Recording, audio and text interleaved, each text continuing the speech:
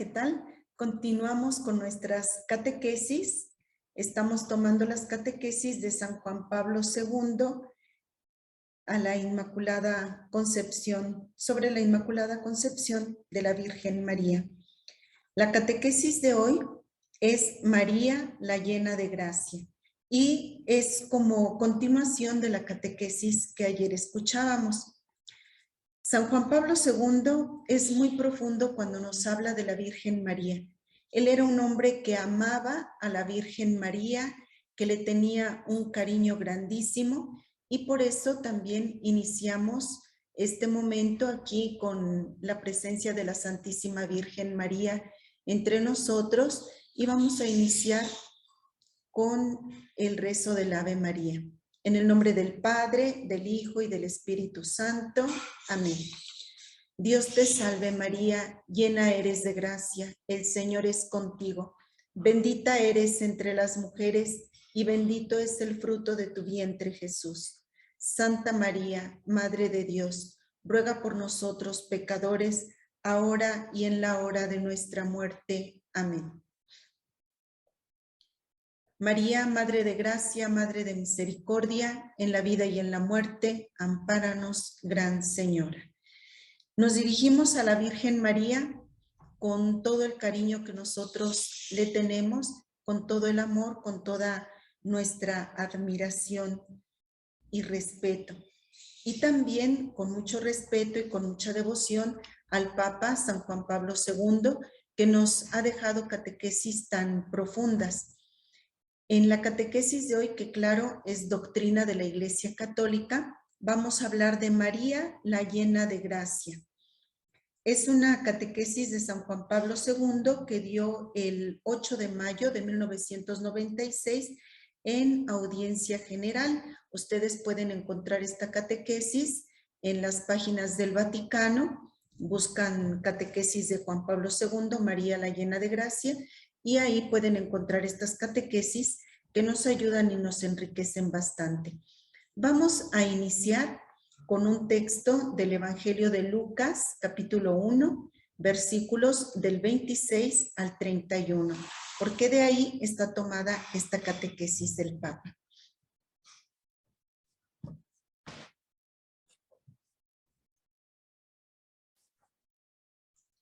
Al sexto mes envió Dios al ángel Gabriel a una ciudad de Galilea llamada Nazaret, a una virgen prometida a un hombre llamado José, de la familia de David.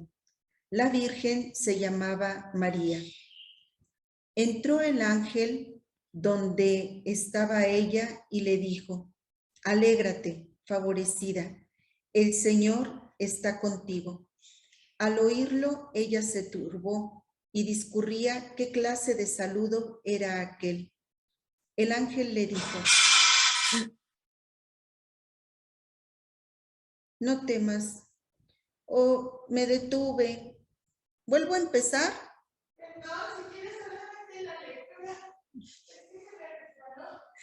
Empiezo otra vez el texto de la Biblia. Bueno, además me di cuenta que la traducción no me sirve. Bueno, nada más voy a cambiar una palabra. Ya, voy a empezar nada más. En 3, cuando diga 3, voy a empezar el Evangelio de nuevo y solo voy a cambiar la palabra que no me gusta.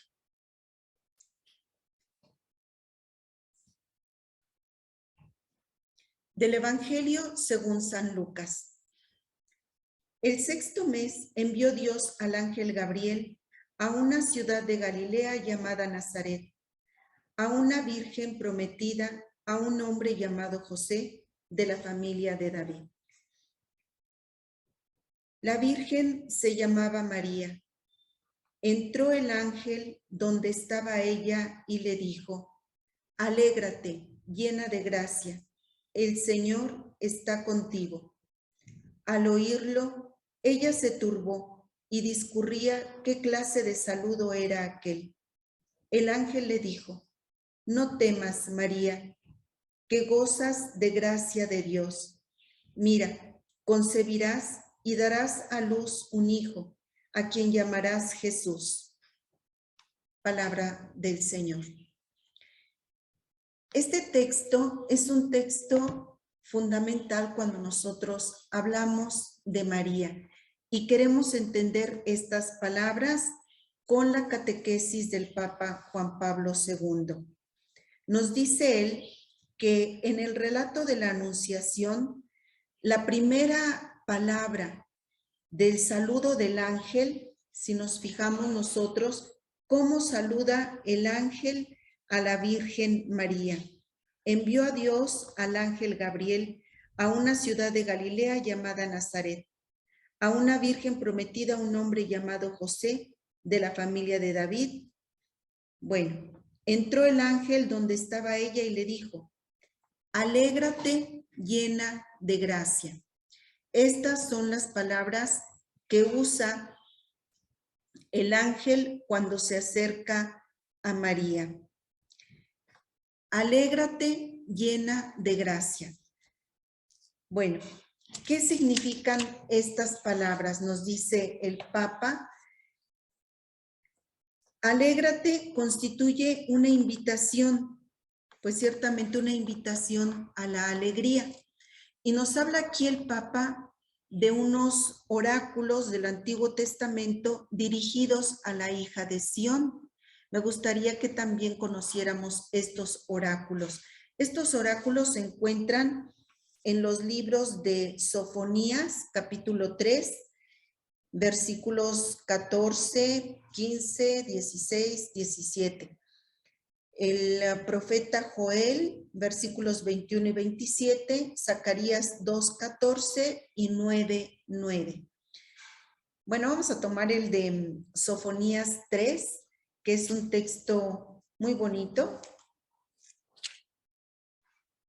Sofonías 3, del 14 al 17, vamos a leer.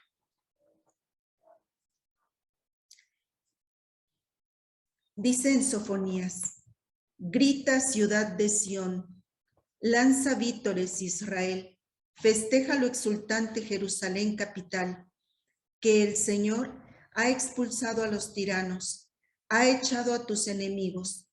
El Señor está dentro de ti, es Rey de Israel y ya no temerás nada malo. Aquel día dirán a Jerusalén: no temas, Sión, no te acobardes.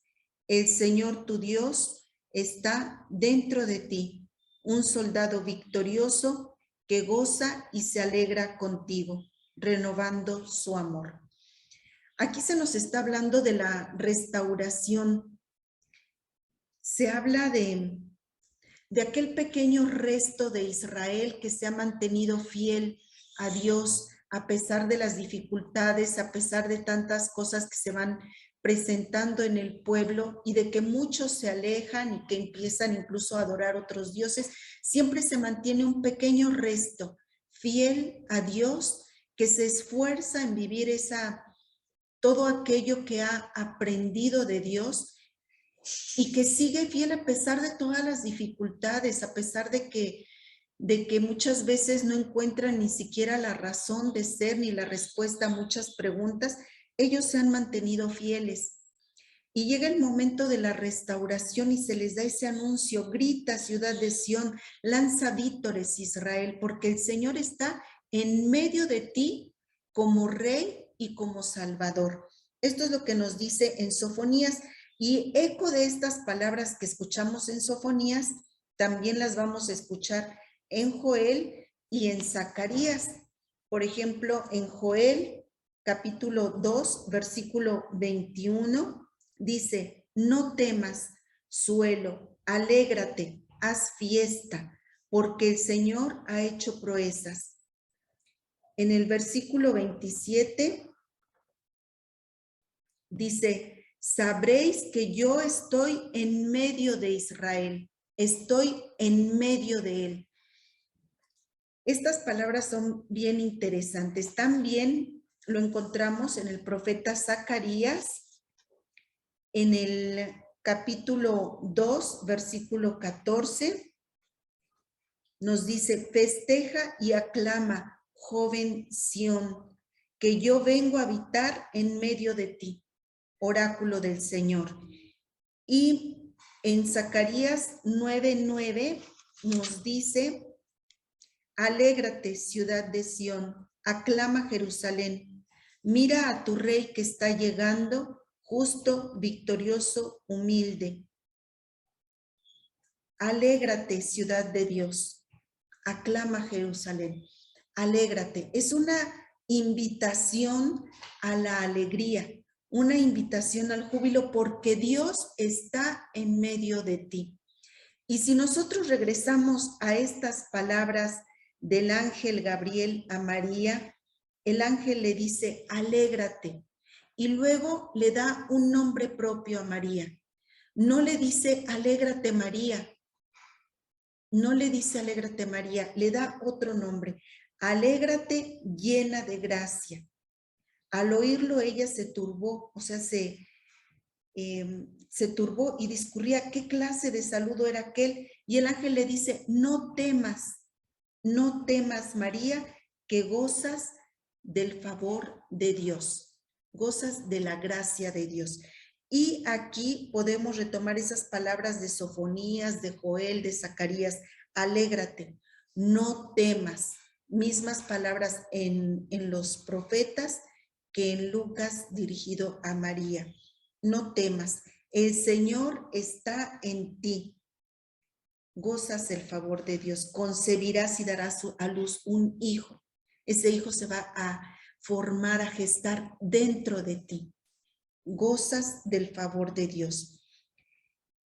Él será grande y llevará el título del Altísimo. Bueno, ya me estoy pasando del versículo 21, pero también del versículo 31, pero también es muy interesante porque ahí vemos también cómo se realizan estas palabras de los profetas.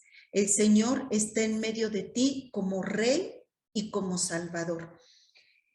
Son palabras muy interesantes a las que hace mención el Papa. El Papa lo menciona brevemente, dice,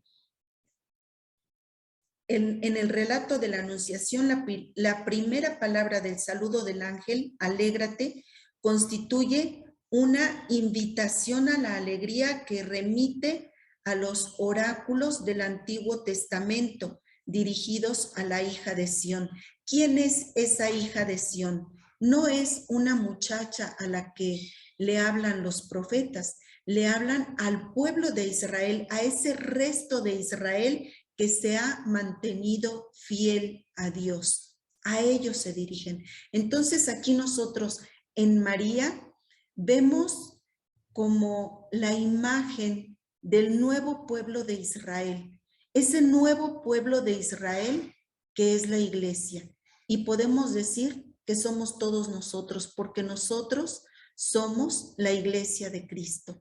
Nosotros pertenecemos a esta iglesia y estas palabras del Señor son también para nosotros. Alégrate, alégrate pueblo de Dios, porque el Señor está en medio de ti, en esta hija que ha acogido la palabra de Dios y que ha acogido el permanecer fiel a Dios, más fiel que ese resto fiel.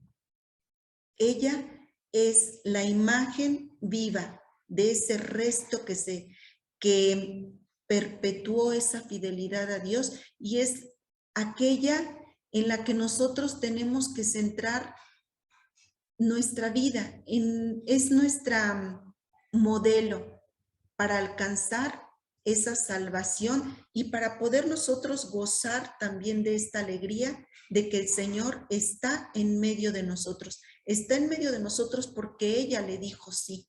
Por eso el Señor vino a hacerse uno de nosotros. Es muy interesante este saludo del ángel. Y ver que María es esa favorecida del Señor. El ángel Gabriel, nos dice el Papa Juan Pablo II, el ángel Gabriel dirigiéndose a la Virgen de Nazaret después del saludo, alégrate, la llama llena de gracia. Estas palabras, alégrate y llena de gracia, tienen entre sí una profunda conexión. María es invitada a alegrarse, sobre todo porque Dios la ama y la ha colmado de gracia con vistas a la maternidad divina. Y aquí, más adelante, bueno, la fe de la Iglesia y la experiencia de los santos, nos dice San Juan Pablo II, enseñan que la gracia es la fuente de alegría y que la verdadera alegría viene de Dios. En María, como en los cristianos, el don divino es causa de un profundo gozo. El profundo gozo en María, como debe de ser un profundo gozo en cada uno de nosotros, es la presencia de Dios en nosotros. Esa presencia de Dios en nosotros se da cuando nos encontramos en gracia de Dios. Y nosotros entendemos ese ponernos en gracia de Dios cuando le pedimos incluso perdón de nuestros pecados, cuando tratamos de esforzarnos en hacer las cosas bien, en vivir bien lo que tenemos que vivir, en cumplir y hacer real la voluntad de Dios en nuestra vida. Esto es lo que pasó en María, y en María en una plenitud muy especial. Como nos dice este texto, esta es una traducción de Alonso Shekel, él la llama favorecida. Dice, alégrate favorecida. Y sí que es un ser favorecida, lo que significa llena de gracia. Esta palabra dirigida a María se presenta como una calificación propia, dice el Papa, propia de la mujer destinada a convertirse en la Madre de Dios, en la Madre de Jesús. Y eso es lo que nos recuerda la Constitución Lumen Gentium, cuando afirma: la Virgen de Nazaret es saludada por el ángel de la Anunciación por encargo de Dios como llena de gracia. Pero hablábamos también de esta plenitud de gracia, este ser llena de gracia, que es como el nombre personal que el ángel le da a María, porque no la está llamando María, le está diciendo alégrate llena de gracia, así como decir alégrate Consuelo, alégrate Margarita, alégrate llena de gracia. O sea, le está dando este nombre propio a María, llena de gracia. Me hace pensar cuando Santa Bernardita, ustedes saben que la Virgen en Lourdes es donde dice yo soy la Inmaculada Concepción. Santa Bernardita, la niña a la que se le aparecía la Virgen en Lourdes, le llevaba continuamente un papel y una pluma y le decía, por favor, ¿puede hacerme el favor de escribir aquí su nombre? Y María sonreía porque pues de hecho Bernardita en ese momento no sabía leer ni escribir. Sin embargo, la gente le decía, llévale este papel y dile que te escriba su nombre. Y ella le decía, por favor, ¿puede hacerme usted el favor de decirme su nombre? Y precisamente el 25 de marzo, el día de la Anunciación, María junta sus manos, como la vemos aquí, con las manos juntas y con la mirada dirigida al cielo, y le da su nombre y le dice, yo soy la Inmaculada Concepción. María toma esta palabra como nombre propio, como nombre personal. Yo soy la Inmaculada Concepción. Y San Juan Pablo II, cuando nos habla de la Inmaculada Concepción, nos hace notar que el ángel le da a María un nombre propio, el nombre llena de gracia. ¿Y qué quiere decir ese llena de gracia? Es un saludo más que un saludo angélico. La plenitud de gracia indica una dádiva sobrenatural, nos dice Juan Pablo II, que beneficia a María porque ha sido elegida y destinada a ser Madre de Cristo. Es como si, bueno, nos menciona también esto el Papa aquí en este párrafo. Llena de gracia es el nombre que María tiene a los ojos de Dios. Para Dios, María tiene ese nombre personal, llena de gracia, llena de gracia. Y esta expresión llena de gracia también nos explica el Papa, el San Juan Pablo II, nos explica brevemente un término griego. La palabra que utiliza aquí el texto evangélico, que algunos traducen de una manera y otros de otra, la mayor parte de las traducciones lo traduce como llena de gracia. Alégrate, que haritomene es la palabra griega que utiliza. El verbo, viene de distintos verbos. Haris, que es gracia, pero jarito es un término que se escribe con omicron y omega, es decir, podríamos decir como doble o más que doble O, porque es omicron y omega al terminar. Jarito.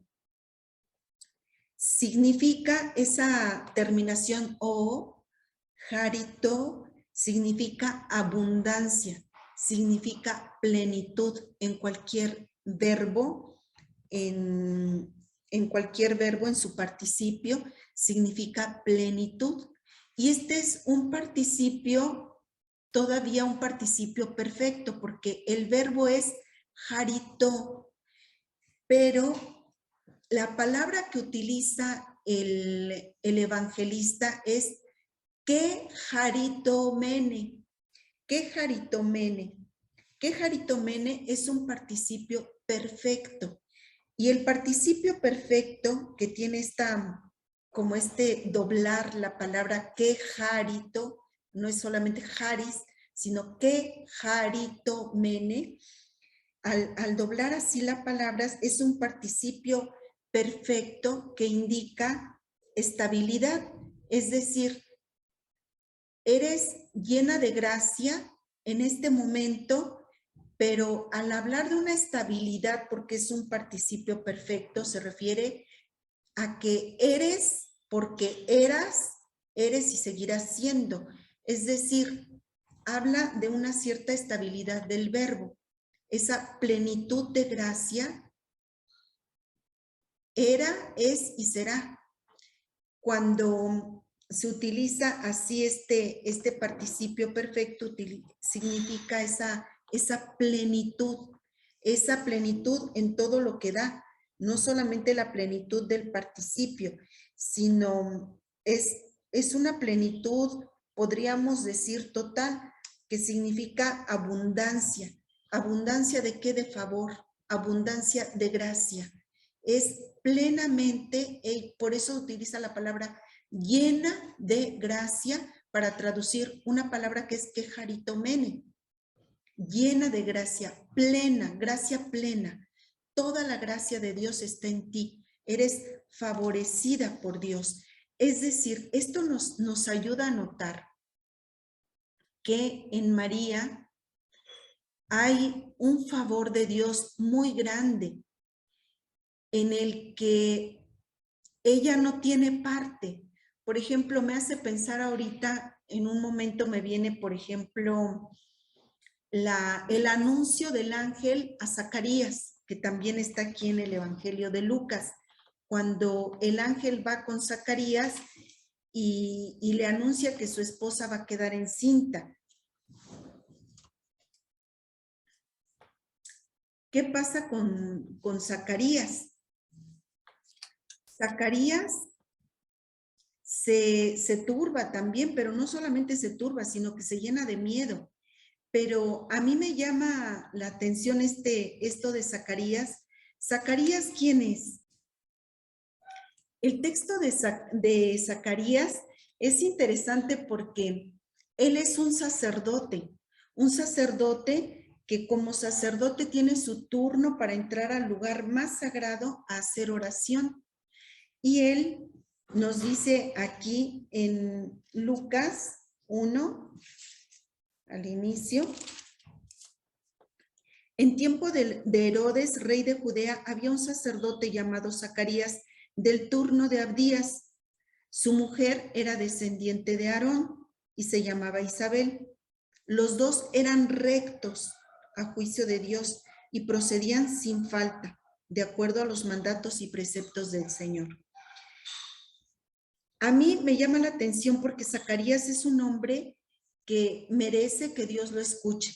Primero porque es hombre, y acuérdense que en el pueblo de Israel era más importante ser hombre. Una mujer era como un objeto del hombre, una cosa, como tener algo, una posesión, pero no tenía un valor como persona en este momento en el pueblo de Israel, en estas culturas semitas. Y Zacarías, en cambio, era un sacerdote, era un hombre recto delante de Dios, era un hombre que cumplía con todas las cosas, y por eso él va y le toca en turno ir a llevar a hacer oración ante el lugar más santo. Mientras la masa de pueblo se quedaba afuera orando durante la ofrenda del incienso, él adentro, porque le tocaba su turno de hacer oración, se encuentra ahí y ahí se le aparece el ángel. Y también él es diferente. María sintió como temor, dice el texto, como sorpresa ante las palabras del ángel. Él se asustó y quedó sobrecogido de temor. Y el ángel le dijo, no temas, Zacarías, que tu petición ha sido escuchada. O sea, Zacarías ha sido escuchado porque él es un hombre justo, es un hombre recto, es un sacerdote. María no es sacerdote. María no es un hombre, no es nadie, y sin embargo es una mujer. Y esa mujer, ¿de qué goza? No de que Dios, pues, se fija en ella porque es sacerdote, porque es hombre, porque es muy recta y muy justa, sino porque Dios tiene complacencia en ella, se complace en ella. Se complace en ella y la llena de gracia. Entonces, esta expresión llena de gracia, que en el caso de María es una acción que resulta ciertamente sorprendente, porque no posee, nos explica el Papa, ningún título humano. Incluso nos hace notar aquí San Juan Pablo II, es originaria de Nazaret. Y como diría Natanael, de Nazaret puede salir algo bueno, decía Natanael en Juan 1:46. ¿Qué puede salir bueno de Nazaret? Pues María y Jesús, ¿verdad? Que son de ahí por allá. El carácter extraordinario y gratuito de la intervención de Dios, nos dice el Papa, resulta aún más evidente si se compara con el texto del Evangelio de San Lucas que refiere el episodio a Zacarías. ¿Por qué? Porque Zacarías caminaba sin tacha, porque era sacerdote, no tenía, o sea, tenía todo a su favor, por lo cual merecía ser escuchado por Dios. Bueno, así se podría entender. Y sin embargo, Dios quiso fijarse en María, ella no se lo esperaba, ser la madre, y él se dirige a ella. Y fíjense, ni siquiera se alude al origen de María. En efecto, la expresión que usa en Lucas 1:27 dice, entró el ángel, no, arriba, una virgen prometida a un hombre llamado José de la familia de David. La virgen se llamaba María. Cuando dice, en el 6º mes envió Dios al ángel y lo envió a esta mujer prometida a un hombre llamado José de la familia de David. Cuando nosotros hablamos de esa familia de David, Jesús como el retoño del tronco de David, ese ser del tronco de David no se refiere a María, se refiere a José. Entonces, José es el hijo de David. José es el que procede de la familia de David. Ni siquiera, o sea, el origen de María ni siquiera lo menciona aquí el ángel en el texto. Se refiere más bien al origen de José. Y de la conducta de María no se dice nada, como se dice antes de la conducta de Zacarías. Entonces, con esta elección, San Lucas, nos dice el Papa, destaca que en ella todo deriva de una gracia soberana, o sea, porque Dios así lo quiso. Cuanto le ha sido concedido a María no proviene de ningún título ni de ningún mérito, sino únicamente de la libre y gratuita predilección divina, del favor de Dios. Por eso le dice favorecida el texto, ¿verdad? Al actuar así, el evangelista ciertamente no desea poner en duda al excelso valor personal de la Virgen. No quiere poner en duda que María sea una persona digna, buena, santa, sino más bien quiere presentar a María como un puro fruto de la benevolencia de Dios, quien tomó de tal manera posesión de ella que la hizo, como dice el ángel, llena de gracia. O sea, Dios la hizo llena de gracia. Ella no se hizo llena de gracia. Ella no se llenó de gracia personalmente. Dios la llena de gracia. Dios la hace llena de gracia. La abundancia de gracia funda la riqueza espiritual oculta en María. Así nos dice el Papa Juan Pablo II, en el Antiguo Testamento, Dios manifiesta la sobreabundancia de su amor de muchas maneras y en numerosas circunstancias. En María, en los albores del Nuevo Testamento, la gratuidad de la misericordia divina alcanza su grado supremo. En ella, la predilección de Dios manifestada al pueblo elegido y en particular a los humildes y a los pobres llega a su culmen. Cómo Dios elige a los pobres, a ese pequeño resto de Israel, a aquellos que saben que no son nada a los ojos del mundo, sin embargo, para Dios son algo grande. Por eso María dice, proclama mi alma la grandeza del Señor. Se alegra mi espíritu en Dios mi Salvador, porque ha mirado la humillación de su esclava. La Iglesia, alimentada por la palabra del Señor y por la experiencia de los santos, exhorta, nos dice el Papa, a los creyentes a dirigir su mirada hacia la Madre del Redentor y a sentirse como ella amados por Dios. Nos invita a imitar su humildad, su pobreza, para que siguiendo su ejemplo y gracias a su intercesión puedan perseverar en la gracia divina que santifica y transforma los corazones. El único que puede santificarnos y transformar nuestros corazones es Dios nuestro Señor. Él es el que puede llenar nuestro corazón, Él es el que lo puede cambiar y transformar. Y por eso nosotros tenemos a María como modelo. Y cuando pensamos en ella como esa plenitud de gracia, podemos llenarnos del amor de Dios y saber que Dios puede fijarse en nosotros que somos humildes y pequeñas criaturas suyas. No necesitamos ser los grandísimos santos. A veces pensamos en santos muy grandes, ¿no? Como el Padre Pío de Pietrelcina, como San Francisco de Asís, como, no sé, pensamos, ay, son tan grandes, yo creo que desde antes de que nacieran. No, a ellos también les costó ser santos, a ellos también les costó. Pero una cosa es cierta, nosotros tenemos que saber que aún con nuestra vida pequeña y humilde, Dios puede poner en nosotros su mirada.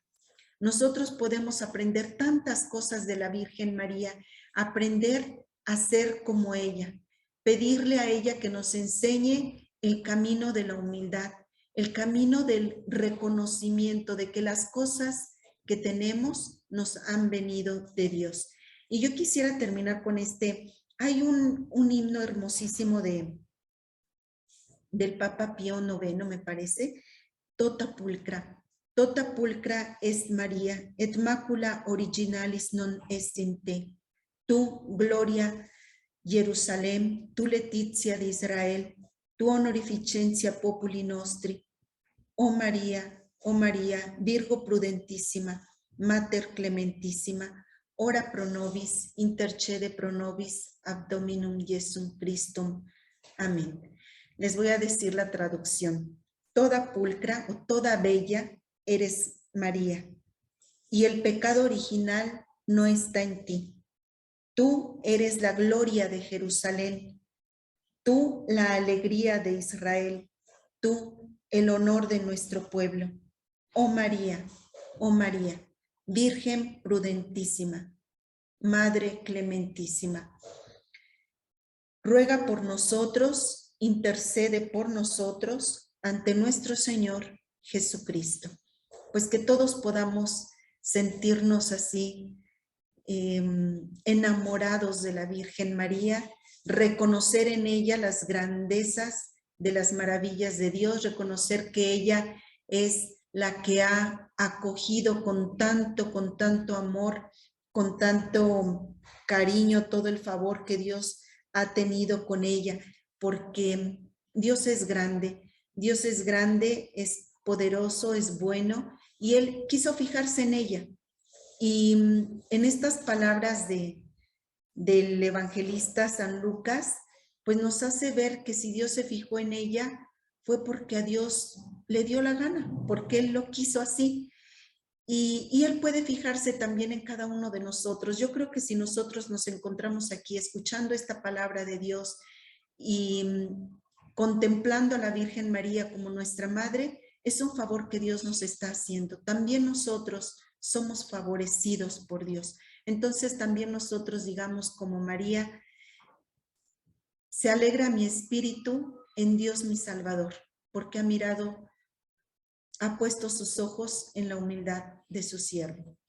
Que Dios se fije en nosotros y que nosotros podamos siempre en nuestra vida reconocer las maravillas que Dios hace en nosotros, porque cada uno de nosotros tiene tantos dones, tantas gracias recibidas de Dios. También nosotros podemos decir, somos llenos de gracia. Somos llenos de gracia porque Dios nos ha dado tanto, nos ha dado su amor, nos ha dado el bautismo, nos ha dado el pertenecer a esta hermosísima y maravillosa Iglesia Católica en la que podemos tener todos los dones celestiales para poder llegar al cielo. Así que alegrémonos en el Señor, alegrémonos con la Santísima Virgen María, y en esa alegría de los santos de Dios, pues confiamos nuestro día de esta novena a la Virgen Inmaculada. Que Dios esté con cada uno de ustedes y que sintamos ese abrazo y esa protección de María, como le dijo ella a Juan Diego, no estoy yo aquí que soy tu madre, no estás por ventura en mi regazo, pues sintámonos en el hueco de las manos de María. Los saludo a todos con mucho cariño y les deseo todo lo mejor en estos días de la novena a la Virgen Inmaculada, que tengamos una fiesta en nuestro corazón al festejar a nuestra Madre Celestial. Muchas gracias por estar con nosotros.